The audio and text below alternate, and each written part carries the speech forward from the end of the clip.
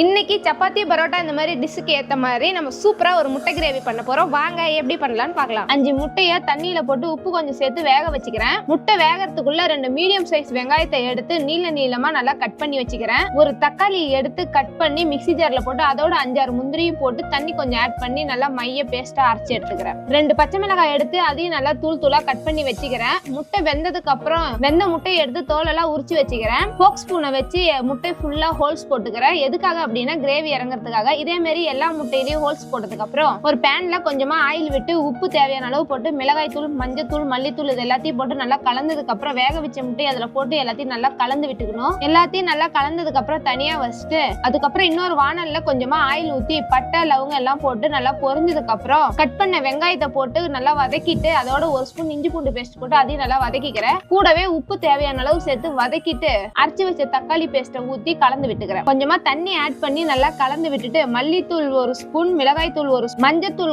1/2 spoon போட்டு எல்லாத்தையும் நல்லா கலந்து விட்டுக்கிறேன். எல்லாம் நல்லா கலந்து கொதிச்சு வந்ததுக்கு அப்புறம் நம்ம செஞ்சு வச்ச மசாலா முட்டையை அந்த கிரேவில ஆட் பண்ணி எல்லாத்தையும் நல்லா கலந்து விட்டுட்டு ஒரு கொதி வந்ததுக்கு அப்புறம் மேல கஸ்தூரி மேத்தி தூவி இறக்கிட்டா.